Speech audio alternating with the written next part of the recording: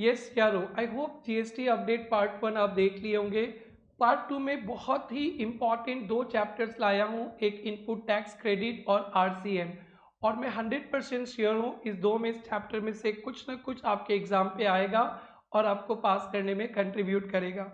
So first topic is input tax credit में section 16(4) का time limit RCM from unregistered person.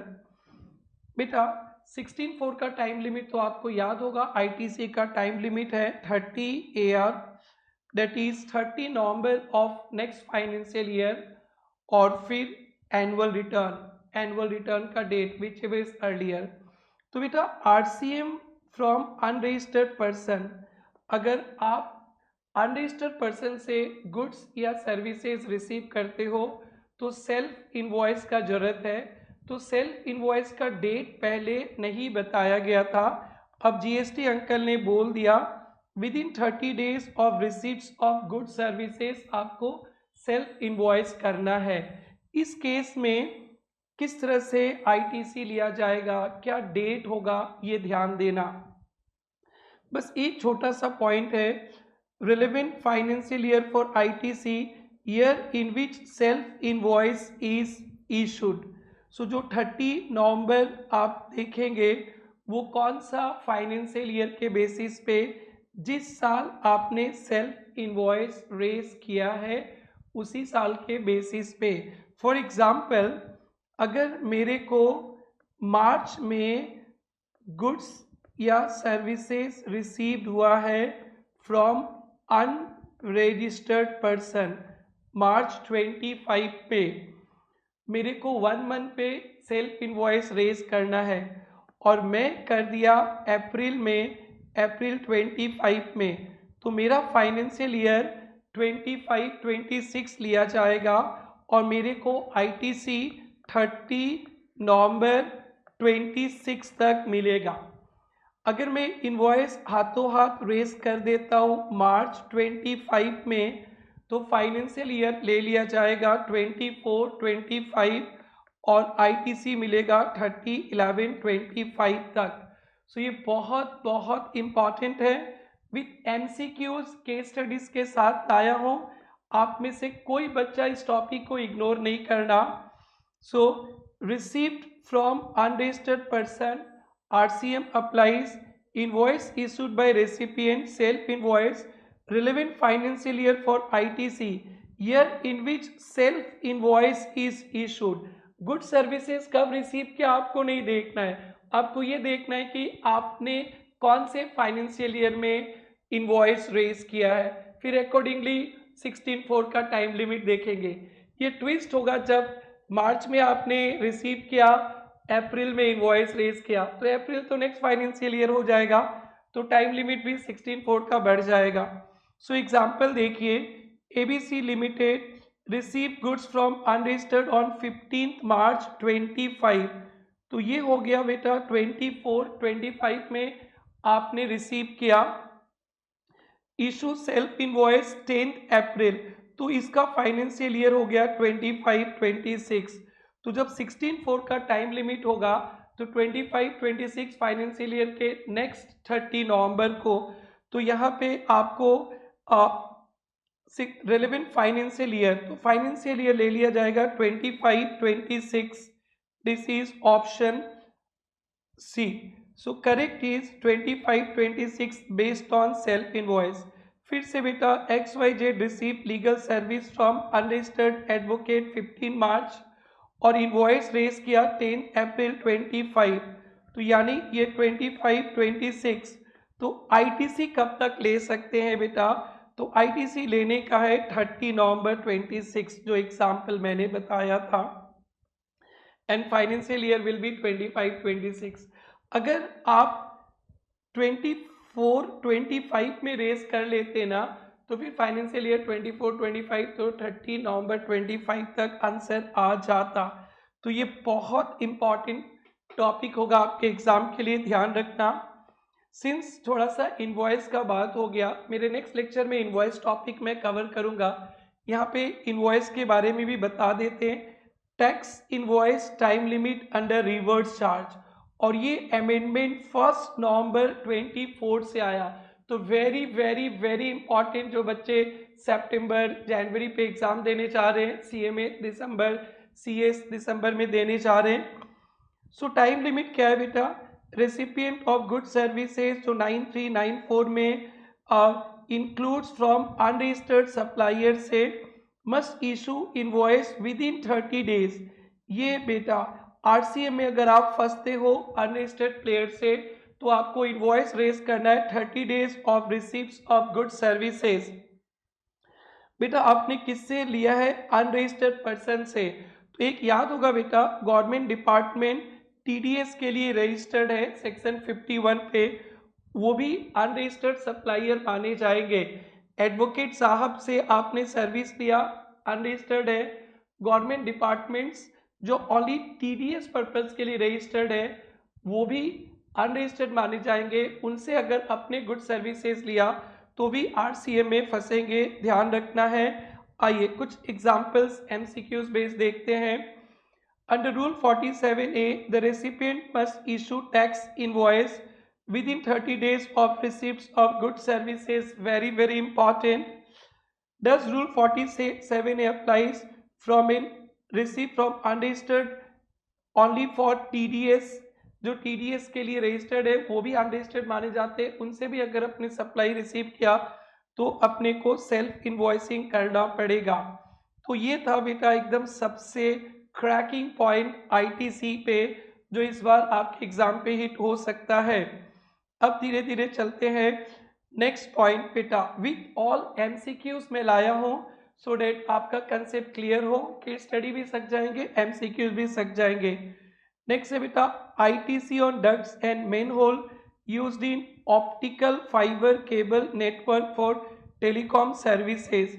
जो telecom services होते हैं, underground ducts manhole use होते हैं, उसको भी प्लांट एंड मशीनरी माना जाता है और आपको आईटीसी मिलेगा। So ducts manhole OFC network में यूज हुआ, दैट इज ऑल्सो पीएम और आपको आईटीसी मिलेगा। Classified as PM, ITC is allowed, D main is PM. D main मतलब डक्ट, मेन होल्स को पीएम मानते हैं, आईटीसी मिलेगा। एक एमसीक्यू से समझेंगे। A telecom company lays OFC underground using ducts manhole to provide internet service. Ducts and manhole are classified as PM, not covered under 75CD। वो construction वगैरह पे नहीं आता, कंस्ट्रक्शन ऑफ इमोल प्रॉपर्टी होने से आईटीसी नहीं मिलता, and ITC is allowed. This is also very very important clarification है जीएसटी डिपार्टमेंट का। नेक्स्ट पॉइंट बेटा, ITC under x works contract. X works contract क्या होता है, ध्यान से सुनेंगे। आजकल आपको पता है बहुत सारे बड़े बड़े अच्छे अच्छे ब्रांडेड कंपनी जो तो फैक्ट्रीज में को अपॉइंट कर लिए हैं। फैक्ट्रीज को कहते हैं कि आप मेरे ब्रांड का सामान बनाओ, आप बना लो, बस मैं अपना ब्रांड का लोगो चिपकाऊंगा, बेच दूंगा। बहुत सारे कंपनी में ऐसा होता है। तो यहाँ पे एक थोड़ा सा गुड्स रिसीव का थोड़ा सा क्लेरिफिकेशन है, तो ध्यान से सुनेंगे, इंपॉर्टेंट है। Ownership transferred at OEM, original equipment manufacturers factory, when goods are handed over to transporter. Suppose Tata limited ने कुछ पार्ट्स वगैरह बनवाया आपके फैक्ट्री में और आपने अपने फैक्ट्री से टाटा को हैंडओवर कर दिया। आज डेट है 29 जुलाई को और टाटा के पास वो पहुंचा अगस्त में, तो वो टाइम ऑफ सप्लाई या गुड्स कब मिला, कब समझा जाएगा? तो जब goods handed over to transporter, आप अपने फैक्ट्री से जैसे सामान निकाले, टाटा के फैक्ट्री में आने में टाइम लगेगा, फिर भी मान लिया जाएगा जब गुड्स हैंडेड ओवर हुआ ट्रांसपोर्टर को तभी गुड्स मिल गया received. And ITC from the date of handover से ही मिलेगा, फिजिकल रिसीप्ट्स का जरूरत नहीं है। आईटीसी तभी मिलेगा बिजनेस में यूज है। तो ओरिजिनल इक्विपमेंट मैन्युफैक्चरर समझा, टाटा का ही ब्रांड है, बट मैन्युफैक्चर कोई और किया है, बाद में टाटा का लोगो लग जाएगा, तो फिर टाटा ने उनसे लिया है। रिसीट हुआ टाटा के फैक्ट्री में, गोडाउन में अगस्त में, बट हैंडओवर हो गया था ट्रांसपोर्टर को जुलाई में। तो मान लिया जाएगा जुलाई में ही टाटा को मिल गया और आईटीसी मिलेगा, क्योंकि आपको तो पता ही है आईटीसी तभी मिलता है, गुड्स और सर्विसेज मस्ट बी रिसीव्ड। जब तक गुड्स सर्विसेज रिसीव नहीं हुआ आईटीसी नहीं मिलता है। तो यहाँ पे एक्चुअल रिसीट तो बाद में होगा, बट जैसे ओईएम के फैक्ट्री ने से हैंडओवर किया गया तभी मान लिया जाएगा आपको रिसीप्ट और आपको आईटीसी मिलेगा। A company that produces parts or products that may be marketed by another company under its own brand, इसको कहते हैं OEM। ABC Limited purchase machine X work basis from OEM. Machine is handed over to transporter at OEM factory. Underline करना, OEM factory means 20 मार्च। OEM factory ने handover कर दिया आपको 20 मार्च, but आपको मिला 28 मार्च को। तो मान लिया जाएगा 20 मार्च को ही आपने गुड्स रिसीव कर लिया। ये इंटरेस्टिंग हो जाता अगर वो अप्रैल होता तो नेक्स्ट मंथ, तो वो नहीं देखा जाएगा। This is to be ignored जब handed over. ABC can avail ITC from, so ये 20 मार्च से ही date when handed over. This is also very very important clarification है, ध्यान देना। और एक एग्जाम्पल है, ABC motor buys 10 cars from XYZ automobiles OEM X work term. XYZ handover 5 Jan को, मान लिया जाएगा कि 5 जैन को ही मिला, 10 जैन को नहीं। एबीसी कैन क्लेम आईटीसी 5 जैन के बेसिस पे goods are deemed to be handed over. 2 cars personal use के लिए क्या, तो आईटीसी नहीं मिलेगा, समझ में आ गया आपको। लास्ट पॉइंट बेटा आईटीसी के इस टॉपिक से, ITC and warranty replacement repair. Last class में जो पार्ट 1 था उसमें मैंने सप्लाई के बारे में बताया था, वारंटी, मैन्युफैक्चरर, डिस्ट्रीब्यूटर, उसी पे आईटीसी के बारे में। तो इस टॉपिक को पढ़ने से पहले आप जरूर से वो सप्लाई वाला टॉपिक देख लीजिएगा जहाँ पे वारंटी वगैरह बताए, पूरा उससे लिंक है। फॉर्मेलिटीज मैं कर देता हूँ, अभी ध्यान से देखना। Manufacturer replacement, free replacement repair under warranty. मेरा HP का लैपटॉप का फ्री रिप्लेसमेंट किया गया तो वो फ्री है, तो सप्लाई में भी नहीं आएगा। और फिर आईटीसी रिवर्सल का भी ज़रूरत नहीं है, क्योंकि मान लिया जाता है कि जब ओरिजिनल सप्लाई किया वारंटी वगैरह सब कवर्ड है। नाउ डिस्ट्रीब्यूटर रिप्लेसमेंट, डिस्ट्रीब्यूटर अपना स्टॉक यूज़ किया, मैन्युफैक्चरर से बिल रेज कर लिया, तो ये सप्लाई भी होगा, जीएसटी भी लगेगा, आईटीसी रिवर्सल जरूरत नहीं है। मैन्युफैक्चरर से डिस्ट्रीब्यूटर ने जीएसटी चार्ज किया, मैन्युफैक्चरर को आईटीसी मिलेगा। मैन्युफैक्चरर सेंड कर दिया free of cost, no GST, no reversal, no tax, no ITC. Manufacturer ने डिस्ट्रीब्यूटर को बोला कि आप मेरे ही पार्ट्स बेचा हुआ आपके पास, आप यूज़ कर दो, बस मैं क्रेडिट नोट लगा देता हूँ। तो बेटा जीएसटी एडजस्ट करेगा, मैन्युफैक्चरर ने जो जीएसटी पे किया था गवर्नमेंट को थोड़ा माइनस कर लेगा और डिस्ट्रीब्यूटर भी रिवर्स कर लेगा। मैन्युफैक्चरर ने पार्ट्स दे दिया तो no GST, no reversal. Repair service distributor ने चार्ज किया तो जीएसटी लगेगा और आईटीसी भी मिलेगा। इसको याद करने के लिए डाइन वारंटी रूल रखा है। डाइन डिस्ट्रीब्यूटर इनवॉइस रेज किया तो जीएसटी, आईटीसी, इशू किया क्रेडिट नोट तो आईटीसी, रिवर्सल। मैन्युफैक्चरर ने सेंड कर दिया parts, no GST, reversal. Exchange भी है, नो जीएसटी, नो रिवर्सल। ये टॉपिक्स थे बेटा आईटीसी के, मैं 100% कन्फर्म हूँ इसमें से कुछ ना कुछ आपको मिलने वाला है। Next topic charges of tax, इसमें आरसीए में हल्का सा थोड़ा सा क्लेरिफिकेशंस वगैरह है डेफिनेशंस पे। और 16 जनवरी 25 को हुआ है बेटा, तो सितंबर 25 के लिए तो फरवरी तक का अमेंडमेंट्स आएंगे, तो आपके लिए तो वेरी वेरी वेरी लॉलीपॉप सम है, टॉपिक्स है, ध्यान रखना बेटा। आइए और देखते हैं बेटा sponsorship services.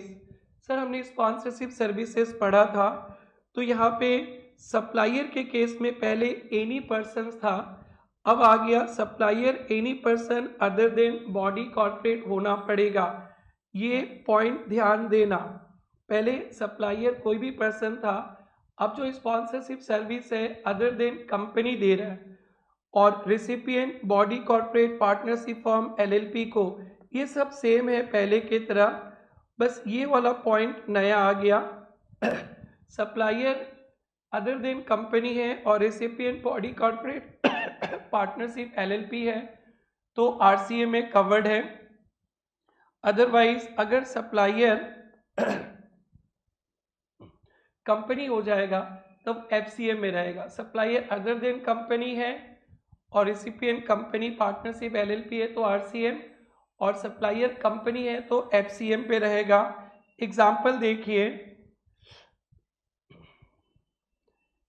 Sponsorship by body corporate FCM पे, ABC private limited sponsors a cricket tournament organized by partnership firm. एक पार्टनरशिप फर्म ने क्रिकेट टूर्नामेंट ऑर्गेनाइज किया, उसमें एबीसी प्राइवेट लिमिटेड ने पैसा लगाया, तो मान लेते हैं ये माना जाता है कि फर्म हो गया सप्लायर और एडवर्टाइजमेंट हो रहा है एबीसी प्राइवेट लिमिटेड का, रिसीवर एबीसी प्राइवेट लिमिटेड, तो supplier is other than body corporate and recipient is body corporate, तो एबीसी प्राइवेट लिमिटेड आरसीएम पे टैक्स भरेगा। सो चार ऑप्शन है, एबीसी प्राइवेट लिमिटेड रेसिपिएंट है, बॉडी कॉर्पोरेट टैक्स भरेगा, sponsorship service recipient liable RCM if recipient body corporate partnership firm.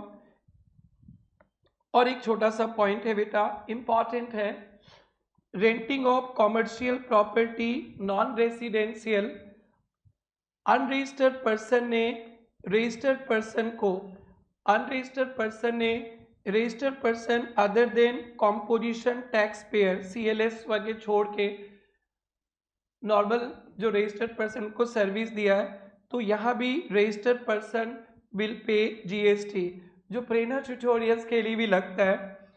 Unregistered person Mrs RG rents commercial property to PT, PT is registered Prerna tutorials, हमने कोई unregistered person से ये premises rent पे लिया, so PT pays GST under RCM. तो ये दो point ध्यान से रखेंगे। एक छोटा सा याद रखने का तरीका, स्पॉन्सरशिप बाय बॉडी कॉर्पोरेट होगा तो एफसीएम, स्पॉन्सरशिप बॉडी कॉर्पोरेट नहीं है और लैंडलॉर्ड अनरजिस्टर्ड है तो RCM applies. Very very important, बस एक छोटा सा एनी पर्सन के जगह अदर देन बॉडी कॉर्पोरेट हो गया, ध्यान रखना। इस पे भी एक एमसीक्यूज है, अ शॉप ऑनर अनरजिस्टर्ड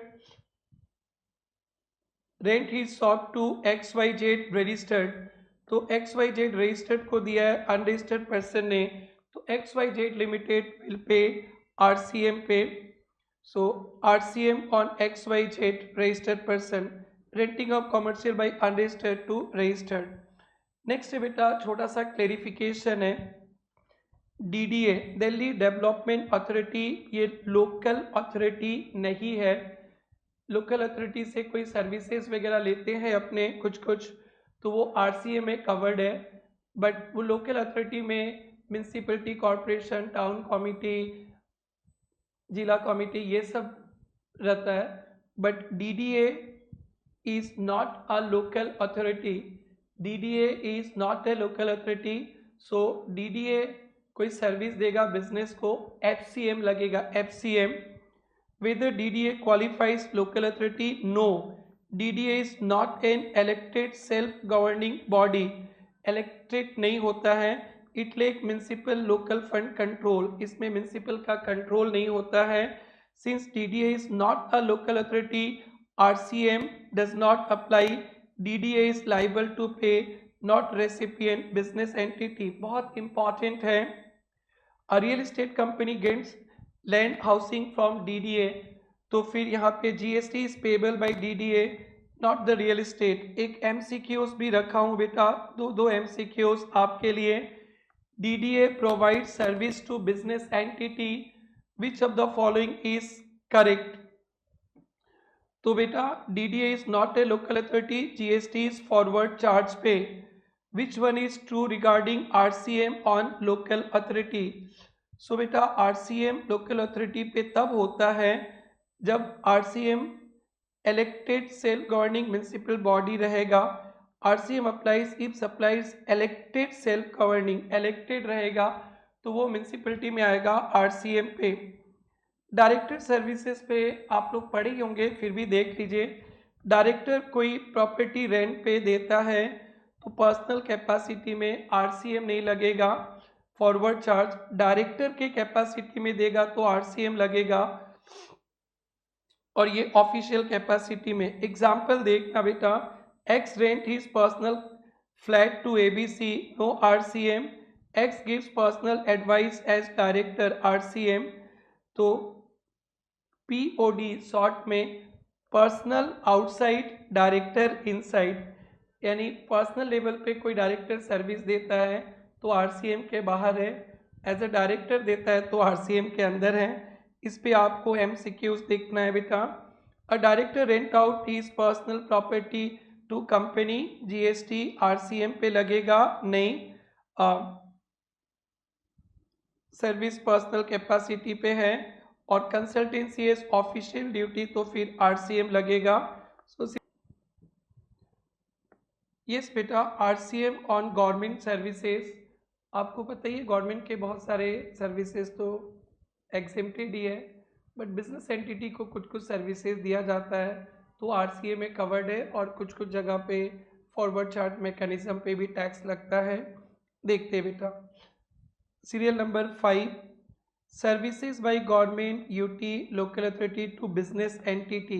किसी भी बिजनेस एंटिटी को सेंट्रल गवर्नमेंट, स्टेट गवर्नमेंट ने दिया है तो वो बिजनेस एंटिटी टैक्सेबल टेरिटरी में है तो RCM में टैक्स भरेगा, बट एक्सक्लूडिंग 4 स्पेसिफिक सर्विसेज.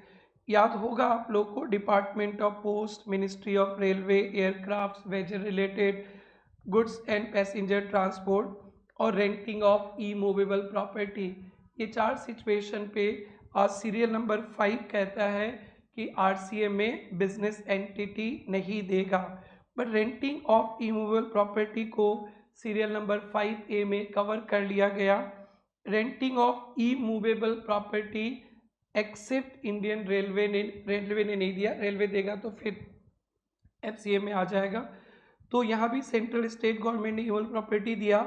यहाँ पे RCM में ओनली रजिस्टर्ड पर्सन है वही टैक्स भरेगा, अगर रजिस्टर्ड पर्सन नहीं है तो RCM में कवर्ड नहीं होगा.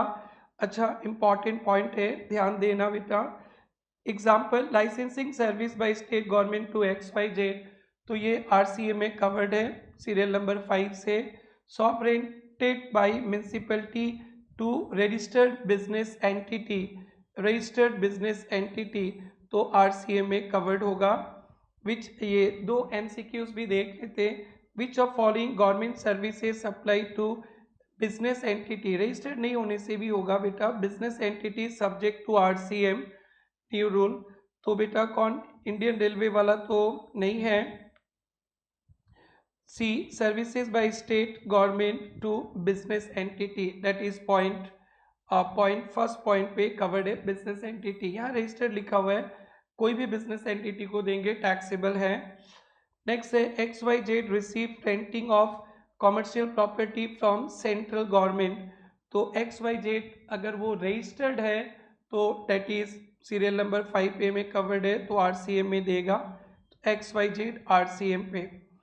नेक्स्ट है बेटा, passenger transport service by omni बस वाया इको. इको के थ्रू सर्विसेज दिए जाते हैं तो ई-कॉम ऑपरेटर को टैक्स भर देता है, आपको पता है. बट एक छोटा सा अमेंडमेंट है, that is also very very important. अगर passenger transport service individual partnership ने दिया है तो ई-कॉम ऑपरेटर GST भरेगा, और यहाँ पे सप्लायर को GST नहीं भरना है, 9(5) पे कवर्ड है. अगर company omni bus services e-com operator के थ्रू देता है तो कंपनी को टैक्स देना है, ई-कॉम ऑपरेटर नहीं देगा. एग्जाम्पल देखेंगे, eco pays GST on omnibus transport only when supplier is not a company. ECO only non को, नॉन कंपनी सर्विस देगा तो इको भरेगा, and company supplier company payer. Example, mister X individual XYZ app के through service दिया है तो ECO pay करेगा। ABC private limited same app के थ्रू दिया है तो ABC प्राइवेट लिमिटेड टैक्स देगा directly. And electric cab operator provides passenger transport via omnibus, supplier is individual, तो फिर कौन पे करेगा बेटा, कौन पे करेगा, इको पे कर देगा 95 पे। अगर कंपनी है तो कौन पे करेगा बेटा, सप्लायर फॉरवर्ड चार्ज पे। नेक्स्ट है बेटा एक चार्जिंग सेक्शन, जो सप्लाई का जो डेफिनेशन था, any tax on supply of goods और सर्विसेज और both other than alcoholic liquor for human consumption. तो बेटा यहाँ पे छोटा सा उसका मीनिंग को एक्सपांड किया गया, बट बहुत इंपॉर्टेंट है। Except alcoholic liquor for human consumption तो है ही, and undenatured ENA extra natural alcohol, ENA undenatured extra neutral alcohol rectified spirit used to make such liquor, ENA, इस पे भी GST नहीं है, एक्सक्लूडेड। बेटा ENA का यूज़ होता है ये सब नशीला पदार्थ बनाने के लिए, तो alcoholic liquor for human consumption पे भी नो GST, और इनके लिए कुछ ENA रेक्टिफाइड स्पिरिट यूज़ हुआ उस पे भी no GST। Very very very important है। Under section 9(1) GST levied intra state supply good services except alcoholic liquor तो है ही, and undenatured ENA use to make liquor, very very very important है। So ये दो चैप्टर्स बहुत ही important अपने कवर किए। नेक्स्ट वीडियो पे बाकी के जितने भी GST अपडेट्स है वो कवर हो जाएगा।